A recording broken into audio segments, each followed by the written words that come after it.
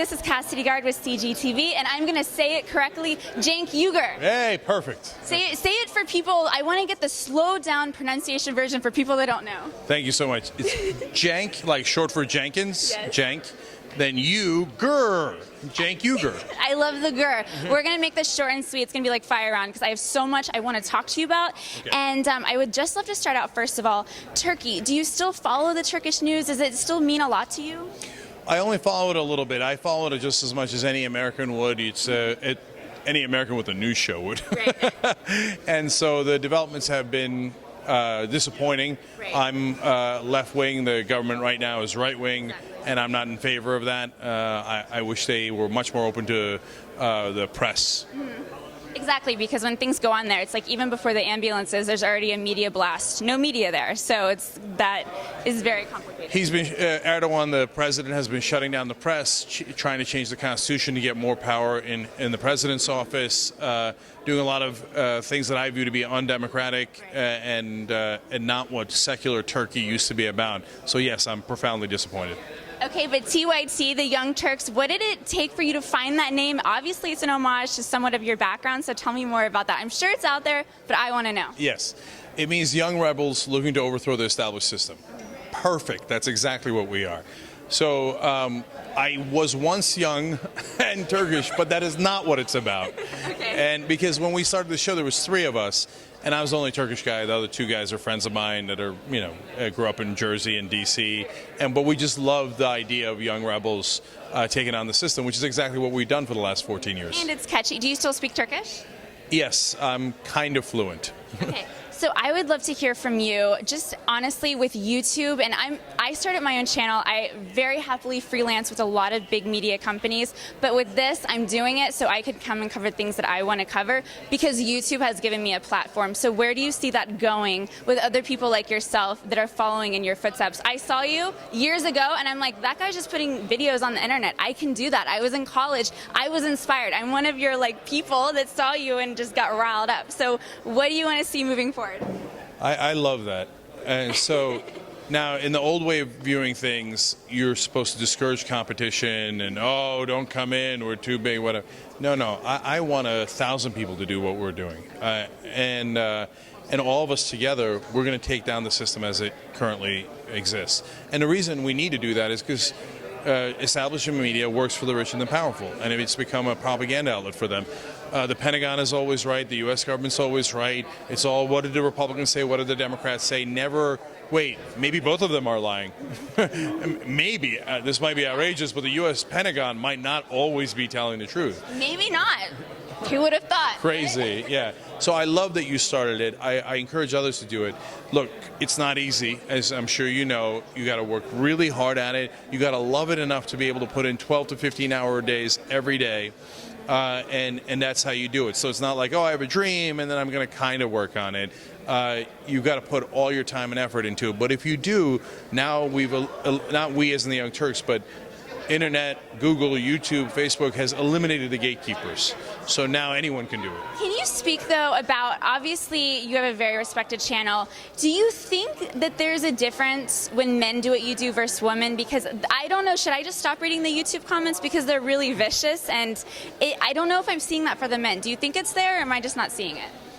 No, there's definitely a difference. And you shouldn't let that discourage you. But I would also say don't stop reading the comments. I still read the comments to this day. I've been reading them for over 10 years. I get a ton of criticism. I get a lot of people who hate me for a lot of different reasons. But women get more. Right. And so Anna will be criticized for everything I'm criticized for, and then some. And then because you're a woman, you're this, you're that, and then it'll get misogynistic. But that is not the entirety of the comments, and it's not the entirety of the audience. That is a small fraction of the audience. That's just the guys who happen to get off on trolling. Right. And so don't get bothered by them. That's what they do. That's their passion. Just think about it that way. But if you read 80% of the comments, it will generally give you some helpful guide. But definitely don't get discouraged by that. They are, always keep in mind, they're a small fraction. So like 3 bottom lines for women in media would be? You can do it. Survival methods. Okay, you can do it. And because a lot of people discourage you and tell you not to do it. But the reality is, look at our network. Anna Kasparian, second biggest host we have, co-host with me on The Young Turks. Hannah Cranston, great job on Think Tank, the second largest channel we have. And I mean, You say it so nonchalantly. Are you just used to it by now? I mean, is it mind-blowing or no? No, it's mind-blowing. I guess I've gotten a little used to it, but I mean, right now, we're now past 5 billion lifetime views on... Just man, okay. And it's also powered by a lot of women. Our executive producer on The Young Turks is a woman, so she's in charge of the show. The top host on Pop Trigger, also a woman, Sam Shocker. So you're setting examples rather than just talking about how to make women more relevant or more equal. Absolutely. Host of Nerd Alert, Kim Horcher, a woman. So it goes on. You can do it. Don't let them tell you that you can't. Like everyone else, the answer is passion and hard work. You've got to love it, and you've got to love it enough to put enough time and effort into it. And then the third thing I'd say for women is focus on the positives. So you have an enormous number of advantages, no matter what they tell you about your disadvantages. So take advantage of those. Be proud of it, own it, and use that to the best of your abilities. I love that so much. Thank you for your time. I just have to ask one very last question because you seem to be really good at predicting things. I don't know if you want to say this, but what do you honestly, like right now, think is going to happen in November? So the reason why I fancy myself good at predictions, and we've proven it out on the show, yes, right, is because I don't predict things unless I have a reason to know it. So I will say, okay, here's why. For example, money in politics usually wins. This guy has more money. It is an establishment race with a yada yada. I will give you all the reasons. Right now, I have no idea who's going to win in November. And so... You would know, though. It would be you. But do you really think there's a world where next summer at this time there's going to be Trump, President of the United States of America? Yes. Is there a possibility? Yes, there's definitely a possibility. And we don't even know how many... Here's a mini prediction I'll give you. Everybody assumes it's going to be two candidates because it's always been two candidates. But the reality is, it actually hasn't always been two candidates. There's been Ralph Nader, made a big difference.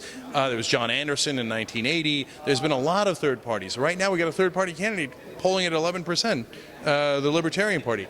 It likely is not going to be just two candidates. There might be three, there might be four, there might be five candidates. So if you're asking me to tell you who's going to win, well, I don't even know who the candidates are yet. So how would I know? There's just not enough evidence yet. Okay.